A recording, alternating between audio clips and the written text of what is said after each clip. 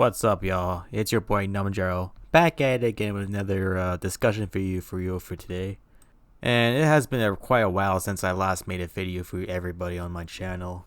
I just never really get to able to catch up on my videos because I was all busy like doing work. I was too busy with my life, playing video games, all that stuff, right? So I've been having quite a hard time trying to pick out a new video and what kind of video I should make for you for this week and this month and stuff. Pretty crazy stuff if you ask me. But what's even more crazier is the stuff that happened last week or so. And that was Xbox buying Activision Blizzard, and their mobile division King. And this big acquisition was announced on the 16th of this month. And they will be buying the companies and all their studios for over $70 billion, which is a lot of money if you really think about it. I think their acquisition of Bethesda was way cheaper than that, and their acquisition on Mojang were a lot cheaper too. This has to be one of the biggest acquisitions that Xbox has ever made in their acquisition timing, because Activision actually has a lot of franchises that make a lot of money, especially in the multi-platform services, such as Diablo, Overwatch, Tony Hawk, Crash Bandicoot, Spyro, and last but not importantly least, Call of Duty. Their cash cow Call of Duty. The Call of Duty that every single developer they're working on is being crunched into making. That Call of Duty.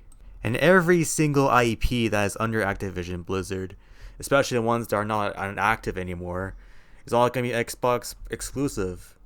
Well, not until 2023. Until then, every single game will remain multi-platform. But once the ink dries around like the summer of 2023 is when the acquisitions start to finalize and stuff. And that's when we'll start seeing some exclusives on Xbox that are made by Activision Studios.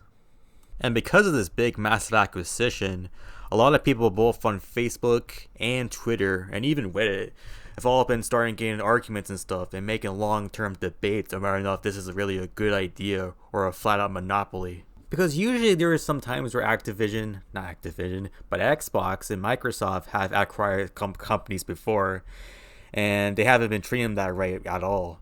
Like back when like the Kinect era of Xbox is when like Rare was forced to make like Kinect games, and all their creativity and all the spirit that they have over there have all faded out, and all the new people have started work at Rare now because of it. Pretty much the Rare we had before is not the same Rare as now. And I'm pretty sure they bought like a streaming service called like Mixer, which is they were supposed to make that just so they can compete with Twitch and shit. And they weren't doing that much at all with that company neither, and that shut down. So pretty much that caused people to assume that Activision and Blizzard will be dead, or probably get mistreated by Xbox, just like how Rare was mistreated back in the 360 era of Xbox. And then you look at the other side of the spectrum, where people are starting to defend this acquisition and saying that how Xbox might use this acquisition to help clean up the current state of Activision Blizzard and all the toxic work environment that's going on over there. And they'll probably like unleash all of the studios under the Call of Duty shackles that they're currently in. So pretty much there's a big war going on the social medias. A lot of people were mixed, a lot of people were happy, and a lot of people are pretty much salty if you kind of think about it. But to be honest, what is my personal opinion on this whole acquisition, and how do I think what's going to happen with Activision under Xbox? Kind of took me like a couple days to like think it through it better and try to narrate how this video is going to turn down, all that stuff. And in my personal opinion, I feel like Activision under Xbox will be a lot more better than Activision under Bobby Kotick. So you have to really take that look at that part and see that as a big win for everybody in the Activision Blizzard Corporation. Because in 2021, the true colors of Activision Blizzards were pretty much shown and well documented. Starting all the way back in January of 2021, when fucking Activision letted Vicarious Visions and turned them into like a Blizzard company that killed most of the chances of Tony Hawk Pro Skater 3 because of it. Well, sure, there's like rumors going on that's happening regardless with a different studio. But come on now. You let like a studio like Vicarious Visions, who helped revive Crash Bandicoot and revive Tony Hawk's Pro Skater, a game that got like $1 million in like a good couple of months. It was a record-breaking Tony Hawk game too. And this is what you're gonna give them? What is wrong with you, Bobby Kotick? That was so unfair. And then we look at like around April or May, the studio behind Crash Bandicoot 2 and Spiral Trilogy, Toys for Bob,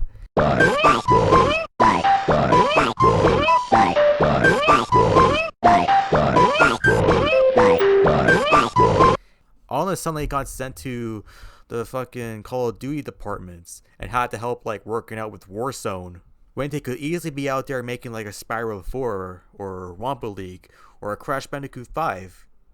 But I'm pretty sure they are making a Wampa League actually, and it may come out this year or next, depending on how the development time that I currently have between Warzone and Wampa League.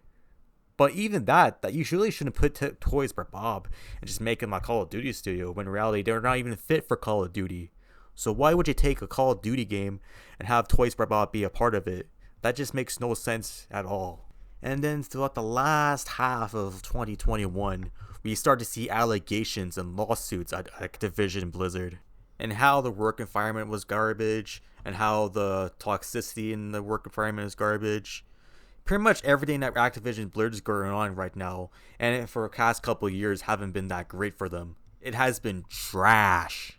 For all these years they have been trash. Even the man in charge of Activision Blizzard, Bobby Kotick, has been going around threatening to kill people and stuff, and pretty much downplaying all the lawsuits and all the allegations they're going through right now. And you can tell someone like him, like Bobby Kotick, along with other people that downplay this stuff, pretty much are only staying in Activision Blizzard just for the money and revenue. And if they were ever sorry about the whole scenario, they would only be sorry because they got caught defending this stuff. And that is just disgusting on so many levels. Because 2020, I loved Activision. They made Tony Hawk, they made Crash 4, and I'm pretty sure their Black Ops game was actually pretty enjoyable, even though I like Modern Warfare better. But this year, though, was absolutely horrendous for Activision.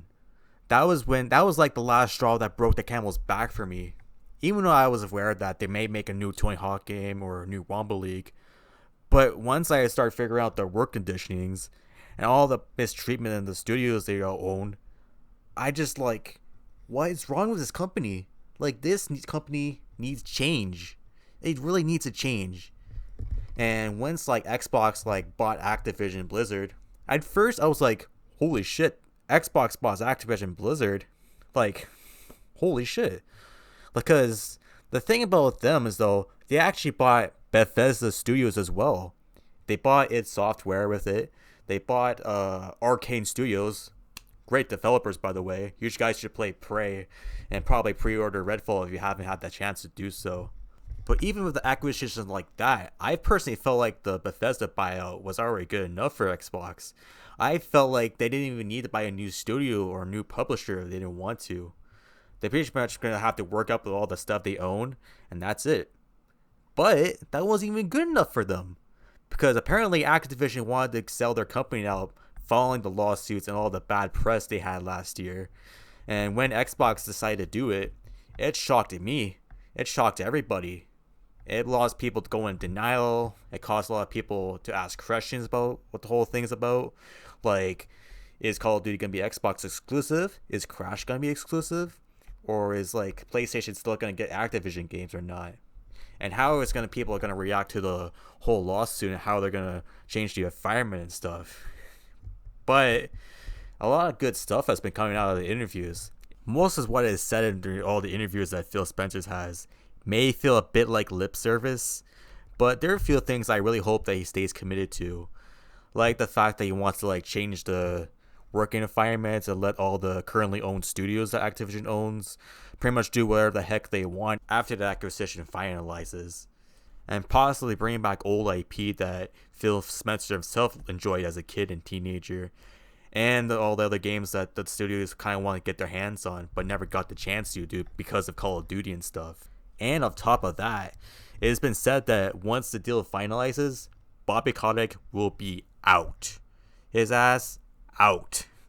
Good riddance if that's true, because that guy has been putting Call of Duty and putting Activision in a very bad spot for the past couple of years. Like, look at Pro Skater 5 went back in 2015. The real reason why that game was made and put out is just so Activision can make easy money before the contract with Tony Hawk was finished back then. Like, Bobby Kotick was only the CEO of Activision for the clout and the money. And you can just tell for all the years that they made. Like, look back in 2015 era. Like, they didn't even want to make a deal with PlayStation and Sony to like remaster Crash Bandicoot. Until in 2016, like, they agreed to do something and a remaster for Crash Bandicoot happened. That was only happening because a lot of people were demanding it. A lot of consumers were demanding it. So pretty much like Bobby Kotick just had to greenlight it and make a deal out with Sony just so people can be quiet and stuff. Sure, we got a bit more remasters here and there throughout the years. And that was pretty much all demandment as well. Bobby Kotick was only there just so he can get money. And just to make sure that everything's untracked. But at the same time though, he was just downplaying all the allegations made against the studios. And there was that one part where he threatened to kill somebody, like I said before. Even though he gives us games that are bad and good, he is not that great of a businessman at all. Like, literally. The guy is like a menace to society, and he doesn't really deserve to run a video game company like this. So him being kicked out of the company, or pretty much in other words, leave, is a good thing for Activision Blizzard, and something that they definitely need, and that is change. And that's pretty much the only thing I hope for out of this whole acquisition.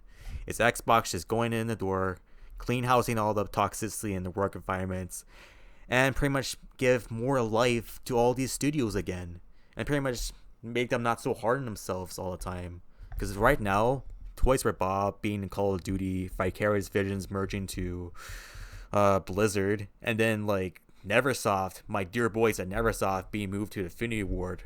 Like, a lot of bad stuff at Activision, man. They definitely need a change in their own companies and stuff. And hopefully Activision can smarten up, give us the games that everybody wants, make the games at their own pace, slow down on Call of Duty. Sure, you can make a few Call of Duties here and there, but at least I kind of want to see Activision survive without too much Call of Duties every year. Maybe every 2 years they can make a new Call of Duty, and they can just focus on Warzone every year. That can be the only Call of Duty thing they can work on every year is Warzone's content. But when it comes down to making a main game and stuff, they really need to learn how to slow down. And that's what I kind of want to hope for with this acquisition too, is to see how Activision would behave without too many Call of Duties all the time. If Xbox can add more variety to Activision's lineup, then I'll see this acquisition as a win. The only downside of it all and stuff is how future Activision games after the deal will probably be on Xbox exclusive, and PlayStation, you just have to miss out on these games. That's probably the only complaint I ever have with this whole acquisition, because I actually have a PlayStation 5, like I said. I'm still trying my best to find an Xbox Series X just in time for Redfall and Starfield, and to see how the backwards compatibility plays out in that console. And like I said, this is probably a big loss for the PlayStation fans and all the people that can't afford an Xbox Series X, because they already have a PS5, and that's probably all good enough for them, you know. So that's probably a big loss. But at the same time though, all the Activision studios that are under Activision will be treated a lot more better under Xbox compared to Bobby Kotick. So that's the only thing I kind of like about it. Hopefully we'll get more Tony Hawk games because of this. If they can take Neversoft and all of Vicarious Visions, merge them together into a new studio, so that way they can operate both on Tony Hawk and Guitar Hero, and maybe some new ideas, maybe like a Gun 2 or something. That would be pretty cool. If they can do that, then I'll be happy. Give us like Spiral 4. Give us more Tony Hawk. Give us more Crash. Hell, you can bring back all the ones that are not active for a long time, like Hexen, like Phil Spencer said, like Guitar Hero.